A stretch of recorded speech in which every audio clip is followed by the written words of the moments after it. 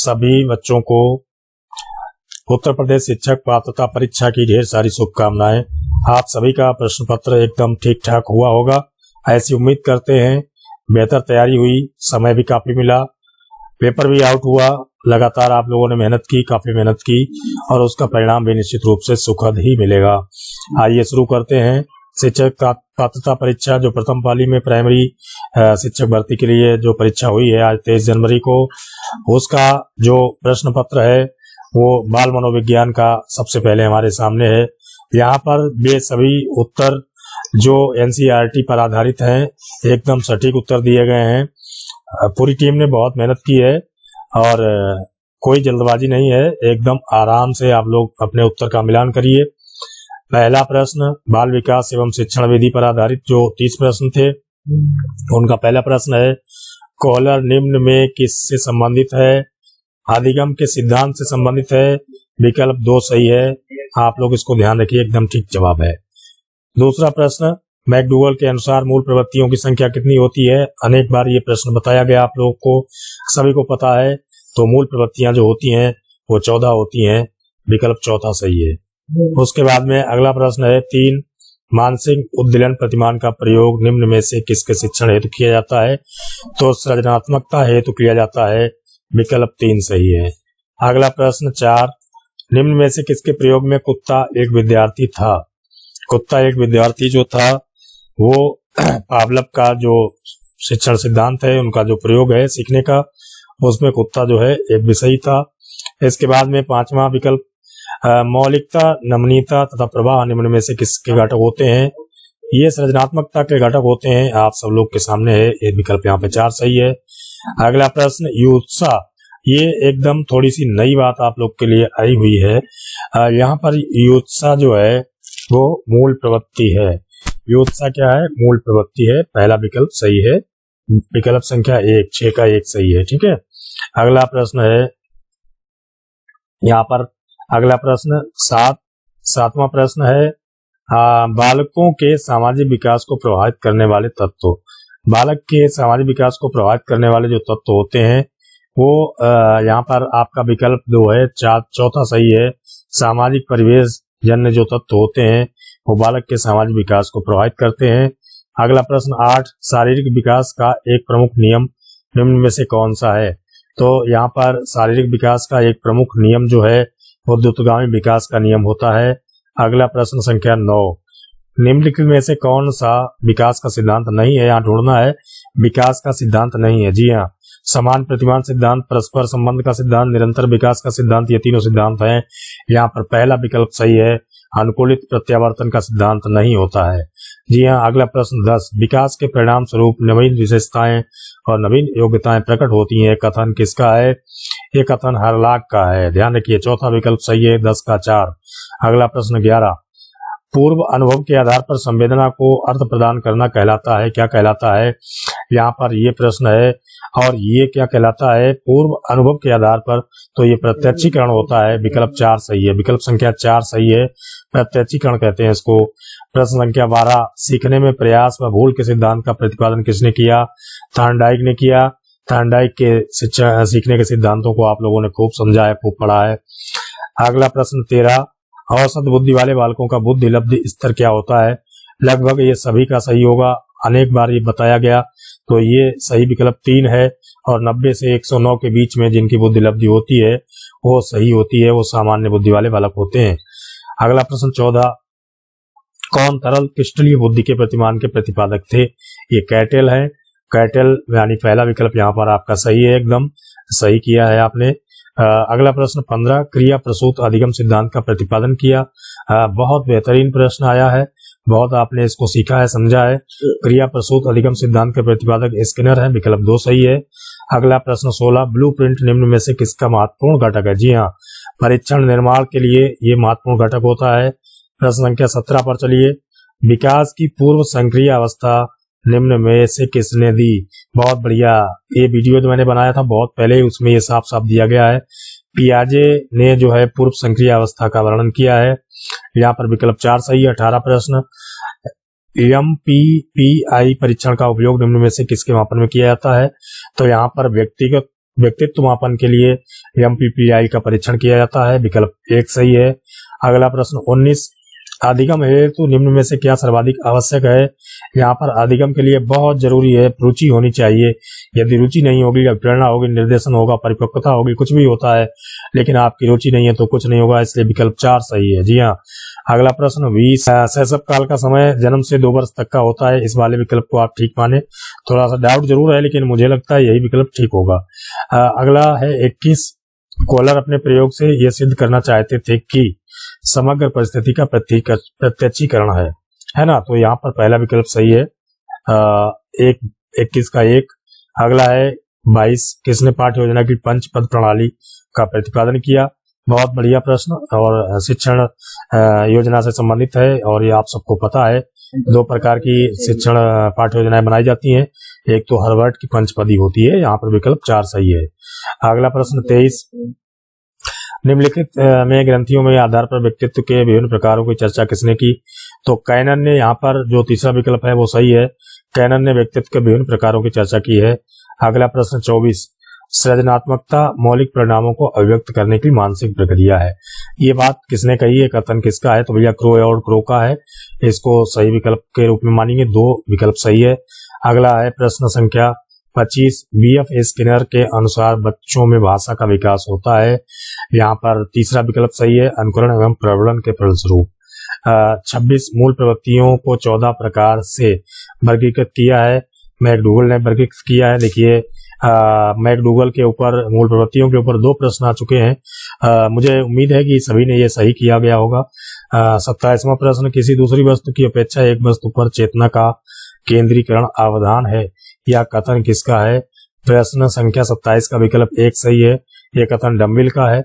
28वां प्रश्न, निम्नलिखित में किसका नाम सुजनन शास्त्र के पिता, यहाँ पे सुजनन शास्त्र के पिता के रूप में जुड़ा हुआ है, तो ये गाल्टन का है। यहाँ पर थोड़ा अशुद्ध लिखा हुआ है, लेकिन कोई बात नहीं, यहाँ विकल्प गाल्टन ही सही है। 28 का 4 विकल्प सही है। 29वां प्रश्न, 12 से 16 वर्ष के बालकों हेतु हिंदी में डॉक्टर ES जलोटा ने कौन सा परीक्षण प्रतिपादित किया था। तो ये भैया साधारण मानसिक योग्यता परीक्षण प्रतिपादित किया था, विकल्प 4 सही है। 29 का 30, बाल मनोविज्ञान का आखिरी प्रश्न, बुद्धि के द्विकारक सिद्धांत का प्रतिपादन किसने किया। ये बहुत बढ़िया प्रश्न और लगातार पूछा जाता है। स्पीयरमैन का द्विकारक सिद्धांत है, आप लोगों ने इसको सही किया होगा, मिलान कर लीजिए। आइए बाल मनोविज्ञान के बाद में हम चलते हैं भाषा प्रथम हिंदी। ये सभी के लिए अनिवार्य थी, और यहाँ पर पहला प्रश्न जो 31वां है वो गद्यांश दिया गया है। गद्यांश को आप लोगों ने पढ़ा होगा और आपने विकल्प चुने होंगे। तो यहाँ पे घुमक्कड़ शब्द में कौन सा प्रत्यय है, यहाँ पर अक्कड़ प्रत्यय है, इसको सही आप मानिए। घुमक्कड़ शब्द में कौन सा प्रत्यय है, अक्कड़ प्रत्यय, पहला विकल्प सही है। उसके बाद में यहाँ पर दूसरा है कि महावीर स्वामी का जन्म कहाँ हुआ था। तो महावीर स्वामी का जन्म वैशाली में हुआ था, आपके इसी गद्यांश के अंतर्गत ये बात दी गई है। ये देखिए, और उसके बाद में चलते हैं 32वें के बाद 33वें प्रश्न पे चलते हैं। तो 33वां प्रश्न है, स्वच्छंद में कौन सी संधि है। स्वच्छंद में यहाँ पर विसर्ग व्यंजन संधि है, स्वच्छंद में व्यंजन संधि है। यहाँ पर जो भी जिसने भी किया है गलत किया है, स्वच्छंद शब्द में व्यंजन संधि है। उसके बाद में प्रश्न संख्या, इसमें दूसरा विकल्प सही है, 33 का दूसरा विकल्प सही है, इसको आप लोग जो है सही मानिए, 33 का दूसरा विकल्प, ठीक है। व्यंजन संधि है स्वच्छंद में, जी हाँ। अगला प्रश्न है 34, महात्मा बुद्ध ने जब बुद्धत्व प्राप्त किया तब उनकी अवस्था कितनी थी। गद्यांश में दिया गया है 35 वर्ष, ठीक है, विकल्प 4 सही है। श्रुति धर्म का क्या अर्थ है, यहाँ पर जो आपका गद्यांश दिया गया है उसके हिसाब से वैदिक धर्म जो है श्रुति धर्म का अर्थ देता है, विकल्प दूसरा सही है। 36वां, यहाँ पर देखिए ये जो अक्षर है काबर का अंतिम अक्षर है, 5वां अक्षर है, इसको वहां भी कहते हैं कुछ लोग, लेकिन शुद्धतम रूप में इसको अंगा कहते हैं। मैंने बार बार इसको बताया, समझाया है आप लोग को। यहाँ पर ये कंठ ध्वनि है और कंठ तालव्य भी इसको कह सकते हैं। अगला है 37, तो 4 गज मलमल में कौन सा विशेषण है। विशेषण हम लोगों ने पढ़े थे। तो जब भी कपड़े की बात करेंगे तो वहां पर वो परिमाण बोधक ही होता है, इसलिए तीसरा विकल्प सही है। 38, समास का विलोम क्या होगा। समास का अभ्यास होता है, इसमें कुछ सोचना नहीं है, आप लोग को पता है, विलोम पढ़ाए थे। उसके बाद 39 शून्य का तत्सम रूप क्या होगा। यहाँ पर थोड़ा सा इन्होंने जो है आप लोग को भ्रम में डाल दिया, लेकिन शून्य जो है ये सन्न से संबंधित है। यहाँ पर शून्य शून्य नहीं है, न तद्भव है न तत्सम है। यहाँ पर चौथा विकल्प सही है। 40वां है आंख की किरकिरी होने का क्या अर्थ है। आंख की किरकिरी होना मतलब एकदम आपको बहुत परेशानी होना, यानी कष्टदायक होना होता है। अगला प्रश्न है 41वें प्रश्न में है निम्न में से किस शब्द की वर्तनी सही है। यहाँ वर्तनी सही वाला शब्द अनुग्रहित है, अनुग्रहित, चौथा विकल्प सही है। 42वां प्रश्न निम्नलिखित में से शुद्ध शब्द है, यहाँ शुद्ध शब्द ढूंढना है, तो चौथा विकल्प सही है पैतृक। ठीक है, पैतृक शब्द जो है ये सही है, बाकी सभी शुद्ध है। अगला प्रश्न 43 साध्वनि का उच्चारण स्थान क्या है। मैंने जब जब भी वर्णमाला को पढ़ाया तो आपको सभी ध्वनियों के उच्चारण स्थान बताए, और मैंने अनेक बार ये बताया कि सा जो 3 होते हैं वो कौन कौन से उनके नामकरण है, उनका नामकरण इसी आधार पर किया जाता है। तो ये तालव्य ध्वनि है, सा तालव्य ध्वनि है। यहाँ पर तालव्य फिर मूर्धन्य होता है, फिर दंत होता है। अगला प्रश्न 44 अत्यंत शब्द में प्रयुक्त उपसर्ग है। अत्यंत शब्द में जो उपसर्ग है वो अति उपसर्ग है, अति धन अंत बराबर अत्यंत। यहाँ संधि की बात की जाए तो यण संधि है और उपसर्ग यहाँ पर अति है। उपत्यका का क्या अर्थ होता है। पर्वत के पास की भूमि जो होती है वो उपत्यका कहलाती है। उपत्यका, आदित्यका, ये तमाम प्रकार की पर्वत के आसपास की भूमियों को कहते हैं। उसके बाद में है 46वां प्रश्न निम्नलिखित में से मौखिक अभिव्यक्ति का रूप होता है। भैया शुद्ध वर्तनी, शुद्ध लेखन, सुलेख, ये सब लेखन की प्रक्रिया है। आसुभाषण की प्रक्रिया मौखिक अभिव्यक्ति का रूप होता है। यहाँ पर विकल्प दूसरा सही है आपका। उसके बाद 47 हिंदी भाषा की बोलियां। मैंने अनेक बार बताया जब हिंदी भाषा की उत्पत्ति हुई, उसके बाद में हिंदी भाषा की उत्पत्ति किस भाषा से हुई और उसकी उत्पत्ति कब हुई और उसकी उपभाषाएं कितनी है, कौन कौन सी उपभाषाएं हैं और उनमें से कितनी बोलियों का विकास हुआ है। तब ये बात निकल के आई कि 18 बोलियां हमारी हैं। हिंदी भाषा की कितनी बोलियां हैं? 18। विकल्प 3 सही है। 48वां प्रश्न सामाजिक शब्द में मूल शब्द प्रत्यय है। क्या प्रत्यय है, कौन सा मूल शब्द है, ये बताया गया है। तो समाज के साथ एक प्रत्यय जोड़ेंगे तो सामाजिक हो जाएगा। जी हाँ, दूसरा विकल्प सही है। उसके बाद 49 तद्भव पत्रिका के संपादक का नाम पूछा गया, अखिलेश जी हैं।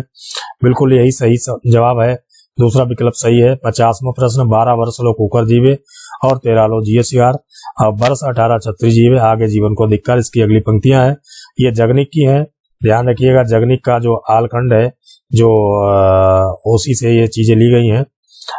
जगनिक का परमाल रासो, यहाँ पर थोड़ा सा नरपतिनाल, जगनिक का नरपतिनाल का आलखंड है, नरपतिनाल का परमाल रासो है। यहाँ पर इसको थोड़ा सा डाउट हो रहा है, मुझे लग रहा है इसमें नरपतिनाल का है, जगनिक ने आलखंड नहीं लिखा। हाँ तो ठीक है, इसको दूसरा प्रश्न गलत है, यहाँ पर इसको नहीं मानेंगे। नरपतिनाल का आलखंड है और आलखंड की ये पंक्तियां हैं। इसका विकल्प तीसरा सही है, तीसरा मानेंगे। 12 वर्ष लो कुकर जीवे और 13 लो जिये सियार, यह पंक्ति नरपतिनाल की है। नरपतिनाल का परमाल रासो है और परमाल रासो की ये यहाँ पर जो है आलखंड की पंक्ति है। अकाल का पर्यायवाची शब्द है दुर्भिक्ष। अकाल का पर्यायवाची क्या है? दुर्भिक्ष है। यहाँ पर देखिए ये विकल्प जो है ये सही नहीं है, इसको ध्यान रखिएगा। और जो आपका विकल्प सही है वो आपका तीसरा विकल्प सही है। ठीक है, अकाल का पर्यायवाची क्या है? अकाल का पर्यायवाची यहाँ पर दुर्भिक्ष है। अगला प्रश्न 52 की तरफ हम चलते हैं। 52वां प्रश्न है निम्नलिखित वाक्यों में से कौन सा मिश्र वाक्य है। तो यहाँ पर चौथा विकल्प जो है आपका सही है। छात्र पढ़ते हैं और अध्यापक उन्हें देखते हैं। 53 जिसकी पूर्व से कोई आशा ना हो उसके लिए क्या कहते हैं? वह अप्रत्याशित होता है, अपरिमेय जिसको मापा ना जा सके, अनाहूत जो बुलाया जाता है, प्रत्याशा जो आशा होती है। तो यहाँ पर चौथा विकल्प सही है। 54वां है मुझसे उठा नहीं गया, वाक्य में वाच्य है, ये कर्तवाच्य है। यहाँ पर केवल कथन की बात है इसलिए कर्तवाच्य है। उसके बाद 55 निष्कपट शब्द का संधि विच्छेद क्या होगा? निधन कपट बराबर निष्कपट होता है। यहाँ पर विसर्ग संधि है, संधि नहीं पूछी गई है, केवल विच्छेद पूछा गया। और इस प्रश्न को मैंने बार बार पढ़ा था और पढ़ाया भी था। अगला प्रश्न है 26 इस देश में हिंदी भाषा का प्रयोग लिखने एवं बोलने में किया जाता है, वो कौन सा देश है? तो भैया वो मॉरिशस है। और यहाँ पर हिंदी भाषा को बहुत ज्यादा महत्व दिया जाता है, बोलने वाले भी बहुत ज्यादा है। उसके बाद 57वां प्रश्न सूर सागर किस भाषा की रचना है? अभी कल ही मैंने एक प्रश्नोत्तरी बनाई थी, उसको आप लोग को भेजा था। तो वो प्रश्नोत्तरी में दिखाया था यहाँ पर सही उत्तर ब्रजभाषा है, तीसरा विकल्प सही है। उसके बाद 58 प्रश्न, वीरों का कैसा हो बसंत कविता किसकी लिखी हुई है? वीरों का कैसा हो बसंत कविता लिखी है माखनलाल चतुर्वेदी ने। यहाँ पर विकल्प तीसरा सही है। जी हाँ, फटाफट करते जाइए, तीसरा विकल्प यहाँ पे था। उसके बाद 59 क्षेत्रीय में कौन सा विशेषण है? यहाँ पर क्षेत्रीय में गुणवाचक विशेषण है, इस बात को ध्यान रखेंगे, पहला विकल्प सही है। 60 अंतिम प्रश्न है, भाषा प्रथम हिंदी का चौराहा शब्द में कौन सा समास है? देखिए समास भी पूछा गया, तो यहाँ पर द्विगु समास है। यहाँ पर पहला पद संख्यावाची और दूसरा पद जो है समाहार का बोधक है, इसलिए यहाँ पर द्विगु समास है। जी हाँ, आगे बढ़ते हैं। भाषा द्वितीय अंग्रेजी, यहाँ पर भाषा द्वितीय अंग्रेजी है। पहला प्रश्न है यहाँ पर 61 और 61 वाले में जब हम जाते हैं तो इसका विकल्प जो है दूसरा सही है। कौन सा सही है? क्वालिटी। जी हाँ, दूसरा विकल्प सही है। उसके बाद 62 प्रश्न, 62वां प्रश्न जो है उसका जो है यहाँ पर विकल्प क्या है? तीसरा विकल्प सही है। और उसके बाद 63वां प्रश्न, 63वां प्रश्न जो है उसका विकल्प आपको बताना है। तो यहाँ पर जो 63वां प्रश्न है उसका दूसरा विकल्प सही है, मैक देन। यहाँ पे दूसरा विकल्प ठीक है। उसके बाद में जो 64वां प्रश्न है यहाँ पर आपका विकल्प चौथा सही है, नो सोनर। ठीक है, तो इसके बाद में 65वां प्रश्न, 65वें प्रश्न पर जब हम लोग पहुंचते हैं तो यहाँ पर 65वें प्रश्न का क्या लिखा है? इम्प्रूडेंट। यहाँ पर ये पहला विकल्प सही है, 65 का एक सही है। उसके बाद में 66 पे जाते हैं तो 66वां प्रश्न है, 66वें प्रश्न का जो विकल्प सही है वो तीसरा विकल्प सही है, आप लोग चेक करते रहिए। अगला प्रश्न है 67, 67वें प्रश्न का जो जवाब है वो सही विकल्प क्या चुना है आप लोगों देख लीजिए। यहाँ पर तीसरा विकल्प सही है, ये कॉम्प्लेक्स सेंटेंस। अगला प्रश्न है 68, 68वें प्रश्न का जो विकल्प है वो क्या सही है? 68वें प्रश्न का विकल्प आपका जो सही है वो है तीसरा विकल्प, यहाँ पर सही है 68 का 3 वे। जी हाँ, 68 का 3 सही है। 69 का विकल्प भी आपका 3 सही है, 69 का भी 3, हैविंग थर्ड। उसके बाद में जो आपका 70वां प्रश्न है, 70वें प्रश्न का आपका जवाब जो है वो पहला जवाब आपका ठीक है, द कॉफी।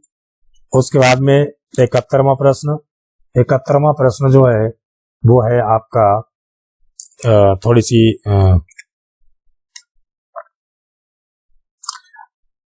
जी हाँ, 71वां प्रश्न है कंप्लीट द फॉलोइंग सेंटेंस। यहाँ पर विकल्प आपका कौन सा सही है? यहाँ पर आपका 71वां प्रश्न है और 71वें प्रश्न का दूसरा विकल्प सही है। क्या है? 71 का 2। जी हाँ, आगे बढ़िए। प्रश्न संख्या 72, 72 का जो विकल्प आपका सही है वो सही है 4, 72 का 4। जी हाँ, 72 का चौथा विकल्प सही है, ध्यान रखिए। 73, प्रश्न संख्या 73, 73 का प्रश्न संख्या इसका चौथा विकल्प आपका सही है। कौन सा विकल्प सही है? PQRS। जी हाँ, 73 का चौथा विकल्प आपका सही है। 73 का चौथा विकल्प क्या है इसमें? PQRS। ये PQRS जो है ये चौथा विकल्प आपका सही है। जी हाँ, चौथा विकल्प ध्यान रखिए, चौथा विकल्प आपका है। यहाँ पर थोड़ा सा भ्रमित नहीं होना है आपको, ये चौथा विकल्प आपका सही है। 74, अगला प्रश्न 74, 74 का विकल्प कौन सा सही है? 74 का तीसरा विकल्प सही है। कौन सा सही है? 74 का तीसरा विकल्प ठीक है। अगला प्रश्न है 75। जी हाँ, 75 का विकल्प कौन सा सही है? 75 का आपका चौथा विकल्प सही है। जी हाँ, चौथा विकल्प सही है, आप लोग फटाफट मिलान करते रहिए। अगला प्रश्न है 76। जी हाँ, 76 का विकल्प कौन सा सही है? तो यहाँ पर 76 का जो है आपका तीसरा विकल्प सही है। कौन सा सही है? 76 का 3। जी हाँ, 76 का तीसरा विकल्प सही है। उसके बाद आता है 77। 77 की विकल्प संख्या देखिए क्या है? 77 में देखिए यहाँ पर 4 विकल्प दिए गए हैं और 77 का विकल्प पहला सही है। कौन सा सही है? 77 का पहला विकल्प सही है। 78वां प्रश्न, 78 का विकल्प कौन सा सही है? 78 का चौथा विकल्प सही है। इसको आप लोग करते जाइए, फटाफट आगे बढ़ते जाइए, देर नहीं लगानी है, बाकी चीजें समझने की है बाद में समझेंगे। उसके बाद 79वां है, 79 प्रश्न 79 का पहला सही है। उसके बाद में आते हैं 80 यानी 80, क्वेश्चन नंबर 80। 80 क्वेश्चन पे क्या है, आपका तीसरा विकल्प ठीक है। कौन सा सही है? तीसरा विकल्प सही, 80 का 3। जी हाँ। 81वां प्रश्न, 81वें प्रश्न पे जाते हैं तो 81वें प्रश्न का कौन सा सही है? यहाँ पे 81वें प्रश्न का पहला विकल्प ठीक है। जी हाँ, आगे बढ़िए और प्रश्न संख्या 82 पर चलते हैं। 82, क्वेश्चन नंबर 82, और इसका विकल्प क्या है? ये आपका यहाँ पर दिया गया है, 4 विकल्प दिया गया है, और 82 का क्वेश्चन नंबर जो सही है वो 2 सही है। विकल्प कौन सा सही है? 2 सही है। इसको 2 नंबर को करिए आप लोग। जी हाँ, कितना का सही है? 2 नंबर सही है। उसके बाद में आपका ये पूरा यहाँ पे दिया गया है, गद्यांश जिसको कहते हैं, पैसेज दिया गया है। इस पैसेज पर आधारित क्वेश्चन दिए गए हैं। 83 नंबर का क्वेश्चन है जो पूछ रहा है, यहाँ पे 4 विकल्प दिए गए हैं। तो 83 नंबर के क्वेश्चन में जो विकल्प आपका सही है वो तीसरा विकल्प ठीक है।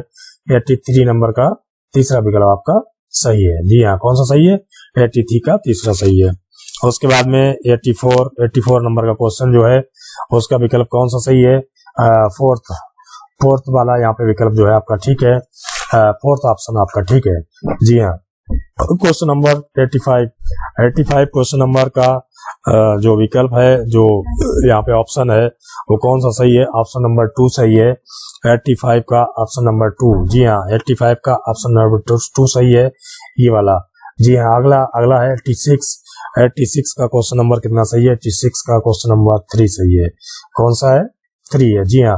अगला क्वेश्चन नंबर है 87 का फर्स्ट ऑप्शन सही है, पहला ऑप्शन सही है। अगला है 88। जी हाँ, 88 का क्वेश्चन जो दिया गया है उसका फर्स्ट ऑप्शन सही है, पहला ऑप्शन सही है, यहाँ पे देखिए। उसके बाद 89 क्वेश्चन का व्हाट इज ए वर्ड, यहाँ पे क्या है? 89 का क्वेश्चन नंबर 89 का पहला सही है। जी हाँ, पहला विकल्प सही है। उसके बाद में जो आपकी इंग्लिश है उसका आखिरी प्रश्न है 90। जी हाँ, 90 नंबर का क्वेश्चन जो है, 90 नंबर का क्वेश्चन है, उसका जो विकल्प क्या सही है? उसका विकल्प सही है फोर्थ। जी हाँ, फोर्थ विकल्प सही है, जंपिंग। जी हाँ, जंपिंग। तो उम्मीद है आप लोगों ने अंग्रेजी का भाग भी आपने मिला लिया होगा। और इसके बाद में आपके लिए लेकर के आते हैं संस्कृत। जी हाँ, अंग्रेजी के बाद हम लोग जो है संस्कृत को देखते हैं। उर्दू तो बहुत कम बच्चों के पास होगी, और उर्दू की अभी आंसर की हम लोगों ने नहीं तैयार कर पाई है। तो बच्चों अभी इसके बाद में हम उर्दू के बाद में चलते हैं सीधे फटाफट और पहुंचते हैं अगली जो है हमारी आंसर की है वो संस्कृत में पहुंचते हैं। यहाँ पर संस्कृत के सभी उत्तर हमारे तैयार हो चुके हैं, तो हम संस्कृत की बात करते हैं। जी हाँ, यहाँ पर बाह्य प्रयत्नों की संख्या कितनी होती है? तो बाह्य प्रयत्न की संख्या 11 होती है। यहाँ पर तीसरा विकल्प ठीक है। उसके बाद में मनोरथा उदाहरण है स्वर संधि, विसर्ग संधि, प्रकृति भाव संधि, व्यंजन संधि का। जी हाँ, ये विसर्ग संधि का उदाहरण है, तीसरा विकल्प सही है। उसके बाद दान के कर्म के द्वारा कर्ता को संतुष्ट करने वाला संप्रदान क्या होता है? यहाँ पर ये पूछा गया है। तो 63 का प्रश्न जो है वो चौथा विकल्प सही है, 63 का 4। जी हाँ, 64 का देखना है, 64 का कौन सा सही? 64 का तीसरा सही है, यण यावा रा और ला। अगला है 65। मुझे संस्कृत अच्छी लगती है, बहुत अच्छी बात है भाई, तुमको लगती है अच्छी, हमको भी अच्छी लगती है। इसको संस्कृत में अनुवाद करना था। यहाँ पर विकल्प जो है तीसरा सही है, महान संस्कृत रोचते। जी हाँ, महान संस्कृत रोचते, तीसरा विकल्प ठीक है। अगला है 66। शिशु मोदका है रोदिति। तो क्या है इसका विकल्प सही? क्या है इसका जवाब सही? क्या है? 4। इसका तादर कहाँ गया? शिशु मोदकाय रोदिति उदाहरण है 66 का 4। जी हाँ, 66 का चौथा विकल्प यहाँ पर सही है। उसके बाद में 67 है उच्च उदाहरण। उच्च उदाहरण जो है काय का है? तो 67 का आपका तीसरा विकल्प सही है, आलिंग का है। उसके बाद में आते हैं प्रश्न संख्या 68 पर। प्रश्न संख्या 68 है ऊष्म वर्णों का बोधक प्रत्याहार क्या होता है? ऊष्म वर्णों का बोधक प्रत्याहार जो होता है वो सल होता है। विकल्प संख्या 4 सही है। विकल्प क्वेश्चन नंबर 69 पठानी रूप है। पठानी कौन सी धातु का रूप है? तो यहाँ पे क्वेश्चन नंबर 69 का विकल्प नंबर 3 सही है। पठ धातु लोट लकार उत्तम पुरुष एक वचन। जी हाँ, 70 छा मिलकर बना है। बहुत बार जब हमने वर्णमाला पढ़ाई थी हिंदी में भी इस पर बात की थी हम लोगों ने और संस्कृत में भी ये पूछते हैं। तो छह वर्ण कौन से अक्षर से मिलकर के बनता है, इसको बहुत ज्यादा बच्चों ने समझा होगा और फिर भी बताना जरूरी है। यहाँ पर का और मूर्धन्य सा जो होता है उसके मिलाने से छह वर्ण बनता है। जी हाँ, का और मूर्धन्य सा, तो पहला विकल्प सही है। कौन सा विकल्प सही है? पहला। हठ प्रत्याहार के कितने वर्ण होते हैं? हठ प्रत्याहार के कितने वर्ण होते हैं, यहाँ पर यह प्रश्न पूछा गया है। तो हठ प्रत्याहार देखिए यहाँ पर पहला विकल्प सही है। स्वर तथा हा या वारा ये होते हैं। 72वां प्रश्न, कारक में यदि प्रकृति है क्रा तो प्रत्यय क्या है, ये पूछा गया है। यहाँ पर प्रश्न संख्या 72 का जो प्रश्न संख्या सही है वो तीसरा विकल्प ठीक है, ऋण प्रत्यय है, ऋण, ध्यान रखिएगा।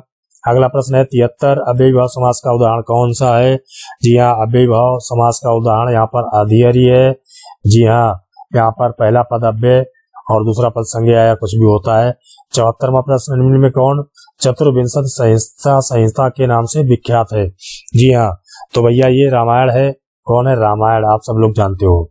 जी हाँ, अगला प्रश्न है 75, इनमें से कौन संयुक्त व्यंजन है? जी हाँ, वर्णमाला जब हमने पढ़ाई थी हिंदी में तो खूब पढ़ाया था भैया, कौन से 3 होते हैं और श्रा भी होता है, छत्र ज्ञा, तो यहाँ पे क्या है? श्रा है। जी हाँ, चौथा विकल्प सही है। अगला प्रश्न 76, जब 76वें प्रश्न पे चलते हैं तो क्या है? मैं ऐसा मानता हूं का अनुवाद क्या होगा? मैं ऐसा मानता हूं का अनुवाद क्या होगा? ये प्रश्न यहाँ पे पूछा गया है। अहम एवं मन्ये, अहम एवं मन्ये, जी हाँ, ये कौन सा विकल्प सही है?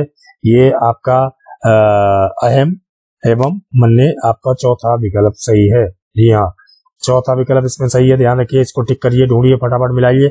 और 77वां प्रश्न, मैं बाजार जाता हूँ का संस्कृत में क्रमवाच्य क्या होगा?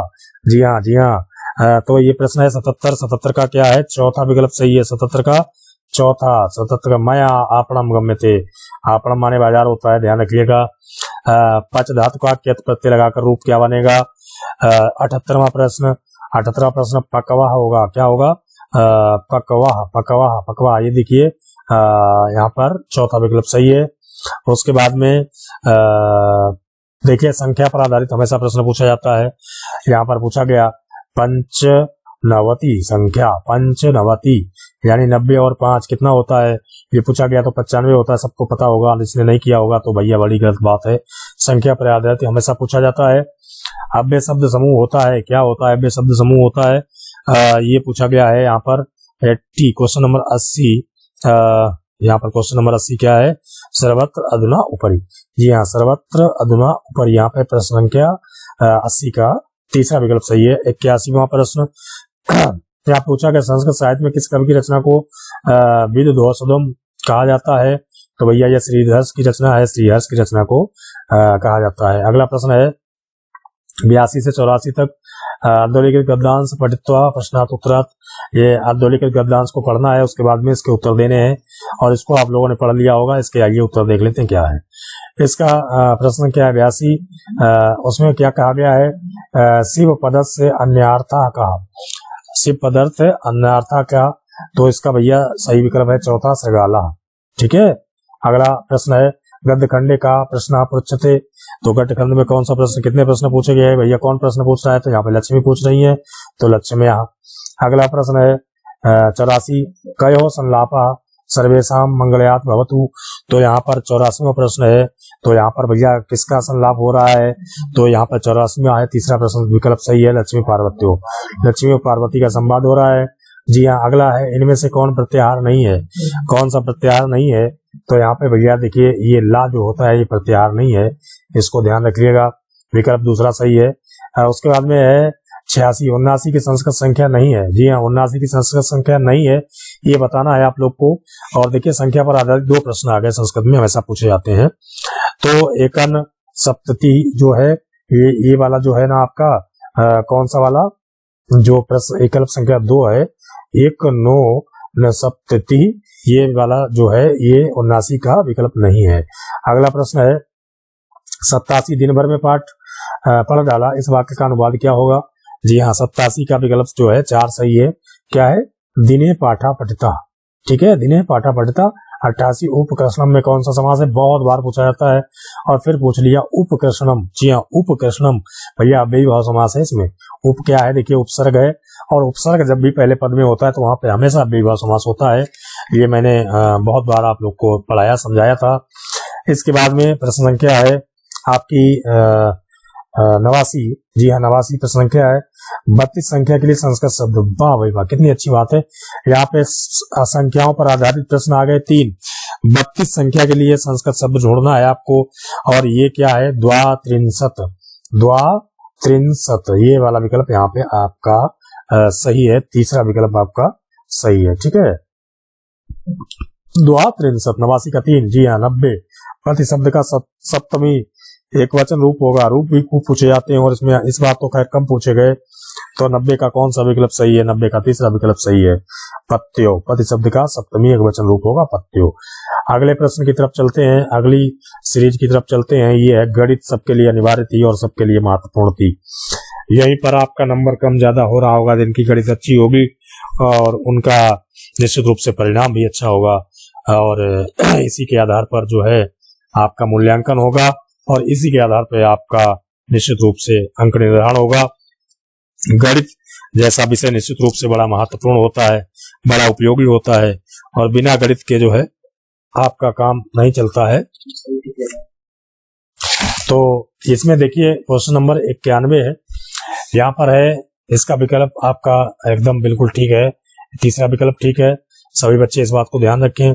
अगला प्रश्न 92, यहाँ पर मंगलवार होगा, भैया दिन पर आधारित खूब प्रश्न पूछे जाते हैं। 93, इसका 11/64 होगा, हल करने के लिए आया था। अगला प्रश्न है एक त्रिभुज की रचना, यहाँ पर जो विकल्प सही है वो दूसरा सही है, और इसको हल करवाएंगे बाद में, अभी तो केवल उत्तर आप लोग जांचिए। उसके बाद में क्वेश्चन नंबर 95, इसका भी तीसरा विकल्प बिल्कुल ठीक है। कौन सा विकल्प सही है, तीसरा सही है। 96, अवरोही क्रम में रखे गए आंकड़ों के दोनों छोरों से प्रेक्षण हटाए जाते हैं तो क्या होता है, तो क्या होता है भैया, माध्य और बहुलक प्रभावित होता है, ये इसका तीसरा विकल्प ठीक है। अगला प्रश्न है 97, 5 सेंटीमीटर बाजू वाले घन की सभी फलकों का रंग लगाया जाता है, तो भैया कितने फलक रंगेंगे एक वाले, तो यहाँ पे दूसरा विकल्प सही है, 54 फलक रंगे जाएंगे। पंचभुज के अंतःकोणों का योग कितना होता है, जी हाँ बिल्कुल, ये तो रटा रटाया है, इसमें कुछ देखना नहीं, कुछ हल नहीं करना है, जी हाँ 540 अंश होता है। जी हाँ अगला प्रश्न है 98 की जगह 99, एक खंबे का 4/7 भाग खींचने में दशा है, जब खंबा 1/3 भाग बाहर खींचा गया तो कितना निकला, इसका विकल्प जो है यहाँ पर पहला सही है 21 मीटर, जी हाँ पूरा खंबा 21 मीटर। अगला प्रश्न 100, ए और बी किसी काम को करते हैं, इसका विकल्प कौन सा सही है, यहाँ पर विकल्प सही है 30, यानी 30 दिन में, तीसरा विकल्प सही है। अगला प्रश्न 101, इसका सही उत्तर 7/330 है, पहला विकल्प सही है। अगला प्रश्न 102, इसका वर्गमूल पूछा गया है, वर्गमूल कितना होगा, यहाँ पर विकल्प नंबर 3 सही है, ये आपका उत्तर सही है। 102 के बाद में 103, एक वर्ग और एक समबाहु त्रिभुज की एक भुजा उपनिष्ठ है, यहाँ पर इसका विकल्प 1 सही है, जी हाँ 6 सही 2/3 सेंटीमीटर। अगला प्रश्न 104, निम्नलिखित में से कौन सी संख्या 99 से विभाजित होती है, 99 से विभाजित होने के लिए 9 से विभाजित करके देख लीजिए, 4 विकल्प में से एक सही होगा, 9×5 = 45, यानी पहला विकल्प आपका सही है। जी हाँ कौन सा सही है, पहला विकल्प आपका सही है। अगला प्रश्न है पाई का मान कितना होता है, जी हाँ पाई क्या है ये पूछा गया है, पाई का मान होता है 22/7, और यहाँ पर यह अपरिमेय संख्या है, जी हाँ अपरिमेय संख्या है, ठीक है इसको मापा नहीं जा सकता है।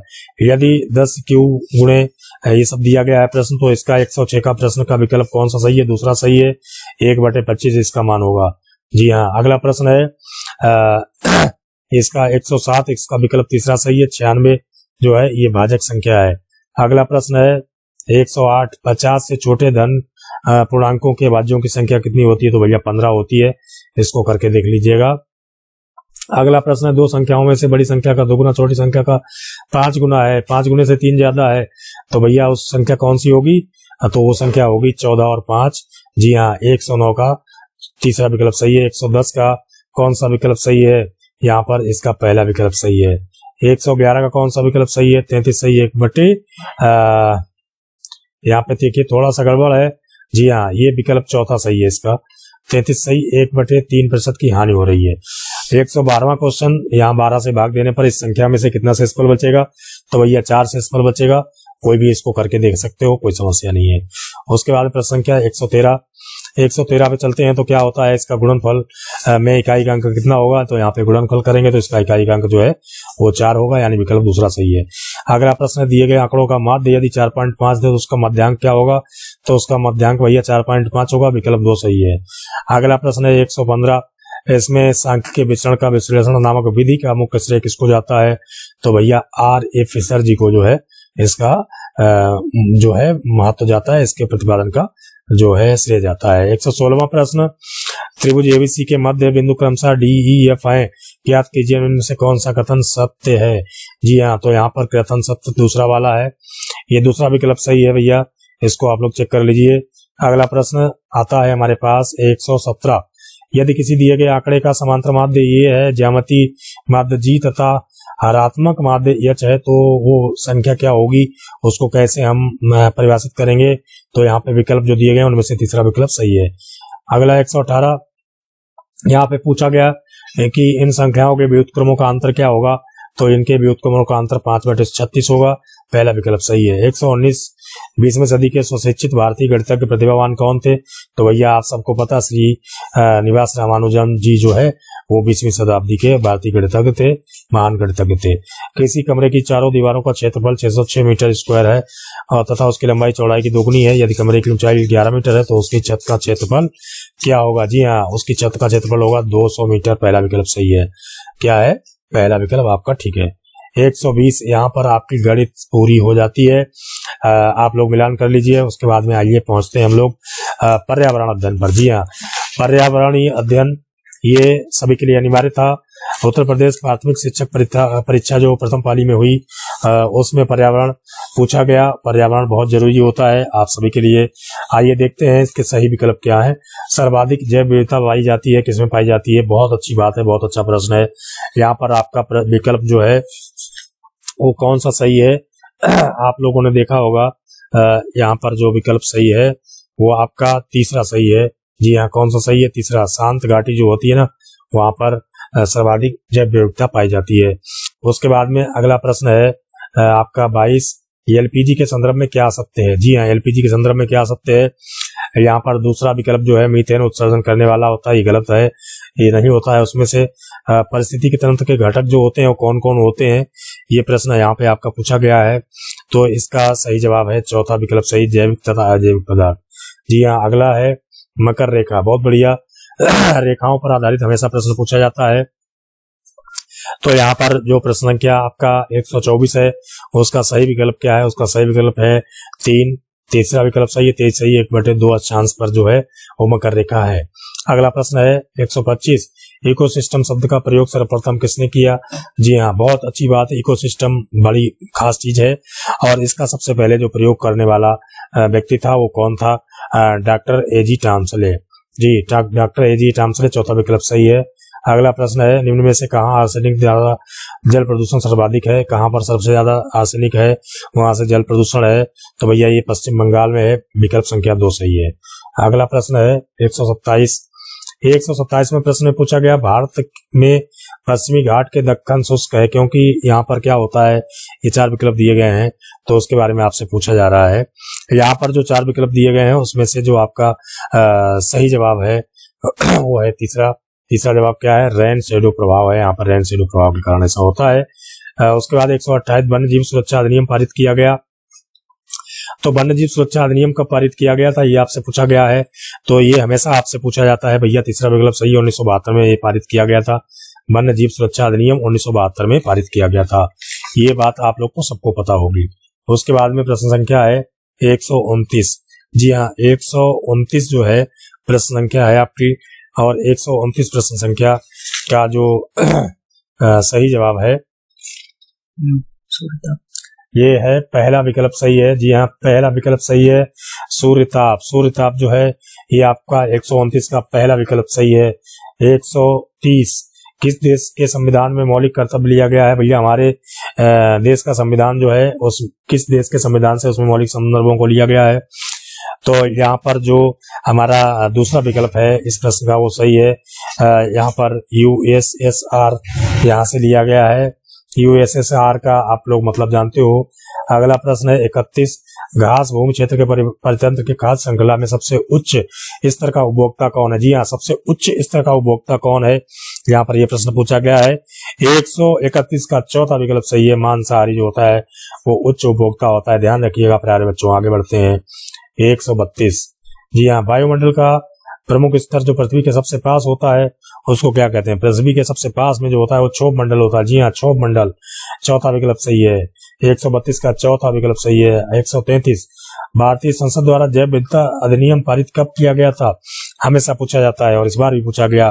तो भैया 11 दिसंबर 2002 को ये पारित किया गया था। 11 दिसंबर 2002, दूसरा विकल्प सही है। जी हाँ, आगे बढ़ते हैं प्रश्न संख्या 134। 134 में क्या है? जो प्रश्न पूछा गया, निम्नलिखित में से कौन सी कृषि करने की प्रक्रिया पर्यावरण संरक्षण में सहायक होती है? तो भैया ये शिफ्टिंग खेती जो होती है ना, ये पर्यावरण संरक्षण में बड़ी बड़ी सहायक होती है। अगला प्रश्न है 135, अम्लीय वर्षा संबंधित होती है, काहे से संबंधित होती है अम्लीय वर्षा? ये पूछा गया है। तो भैया ये सल्फ्यूरिक एसिड होता है, सल्फ्यूरिक एसिड से संबंधित होती है। अम्लीय वर्षा से बहुत नुकसान होता है। और उसके बाद में 136वां प्रश्न है। 136वां प्रश्न है और इसमें क्या पूछा गया है? WWF से आसे, ये भी हमेशा पूछा जाता है भैया WWF क्या होता है? तो यहाँ पर WWF जो है वर्ल्ड वाइल्ड लाइफ फंड होता है, वर्ल्ड वाइल्ड लाइफ फंड, यानी विकल्प संख्या 3 सही है, इसको ध्यान में रखिएगा। तो उसके बाद में फूलों की घाटी अवस्थित है, भैया कहाँ अवस्थित है फूलों की घाटी? ये प्रश्न पूछा गया है। तो इसका उत्तर क्या है? यहाँ पे देखिए राज्य दे दिए गए हैं, यहाँ पे जगह नहीं दी गई है। तो यहाँ पे उत्तराखंड जो है वो फूलों की घाटी यहाँ पर अवस्थित है। अगला प्रश्न है 138वां प्रश्न है। 138वां प्रश्न क्या है? 138वां प्रश्न है, भारत में निम्नलिखित में से कौन सी एजेंसी मुख्य रूप से प्रदूषण के मापन से संबंधित है? तो यहाँ पे विकल्प चौथा सही है। कौन सा चौथा सही है? केंद्रीय प्रदूषण नियंत्रण बोर्ड जो है इससे संबंधित है। अगला प्रश्न 39, कोटोपाक्सी एक जागृत ज्वालामुखी है जो अवस्थित है, कहाँ अवस्थित है? ये पूछा गया है। तो भैया ये बहुत ज्यादा पूछा जाता है, ये एंडीज में अवस्थित है। विकल्प 3 सही है, विकल्प संख्या 3 सही है, एंडीज में। तिब्बत की सांगपो नदी भारत में जानी जाती है, तो क्या जानी जाती है? तिब्बत की जो सांगपो नदी है वो भारत में किस नाम से जानी जाती है? ये पूछा गया है, थोड़ा सा घुमा दिया है। तो भैया वो ब्रह्मपुत्र है। जी हाँ, तीसरा विकल्प सही है 140 का। अगला प्रश्न है, ध्रुव तारा कहा जाता है किसको? उत्तरी तारे को, पश्चिमी तारे को, पूर्वी तारे को, दक्षिणी तारे को? जी हाँ, रात में निकलता है, उसको आप देखते हैं। आजकल तो आप लोग आसमान के नीचे लेटते नहीं, इसलिए जानते नहीं। खैर, अब पूछ लीजिएगा, जिन लोगों को नहीं पता है वो लोग पूछ लेंगे अपने माँ बाप से या किसी भी बड़े बुजुर्ग से, वो बता देगा। तो उत्तरी तारे को ध्रुव तारा कहा जाता है, किसको? उत्तरी तारे को। जी हाँ। उसके बाद में अगला प्रश्न है, भारत में प्रोजेक्ट टाइगर प्रारंभ किया गया था। भारत में प्रोजेक्ट टाइगर जो प्रारंभ किया गया था वो 1973 में प्रारंभ किया गया था। कब प्रारंभ किया गया था? 1973 में। चौथा विकल्प सही है। अगला प्रश्न है 143, कान्हा राष्ट्रीय उद्यान भारत के किस राज्य में स्थित है? जी हाँ, लगातार बार बार ये प्रश्न पूछा जाता है। 143, ये भैया मध्य प्रदेश में है। मध्य प्रदेश में कान्हा राष्ट्रीय उद्यान है, ठीक है, ध्यान रखिएगा। अगला प्रश्न 144, लखनऊ समझौता 1916 किन दो के मध्य हुआ था? यहाँ पे ये 4 विकल्प दिए गए हैं। 4 विकल्प में से जो है आपको सही जवाब देना है, और वो सही जवाब क्या है? कांग्रेस व मुस्लिम लीग के मध्य हुआ था। जी हाँ, कांग्रेस व मुस्लिम लीग। प्रश्न संख्या 144 का पहला विकल्प सही है। अगला प्रश्न है 145, जंगली गधों का अभ्यारण्य कहाँ है? जी हाँ, बड़ा अच्छा प्रश्न है और ये कम ही पूछा जाता है, लेकिन फिर भी आप लोग ध्यान रखिए, मजाक की बात नहीं है। बड़ा अच्छा प्रश्न है भैया, गुजरात में ये होता है। जंगली गधे अभ्यारण्य कहाँ है? ये गुजरात में है। अगला है 146। 146वां है, कार्बन डेटिंग संदर्भित करता है किन चीजों का? विकल्प यहाँ पर सही है। तो भैया चौथा है, प्राचीन स्थलों में मौजूद हड्डियों या सामग्रियों के आयु मापन का काम करता है। कार्बन डेटिंग संदर्भित होता है। कार्बन डेटिंग जो होता है वो हड्डियों और स्थलों की जो है गणना करता है कि कितने साल पुरानी है। जी हाँ। अगला प्रश्न 147, संविधान सभा ने कब राष्ट्रीय गान को अपनाया था? जी हाँ, अभी 26 जनवरी आने वाली है भैया, गणतंत्र दिवस आने वाला है, आज सुभाष जयंती थी। तो ये तमाम कार्य जो है जनवरी माह में हुए या कब हुए? यहाँ पे 4 विकल्प दिए गए हैं, उनसे आपको जवाब देना है। तो 147 का विकल्प कौन सा सही है? पहला, दूसरा, तीसरा, चौथा। 147 का जो विकल्प आपका सही है वो चौथा विकल्प सही है।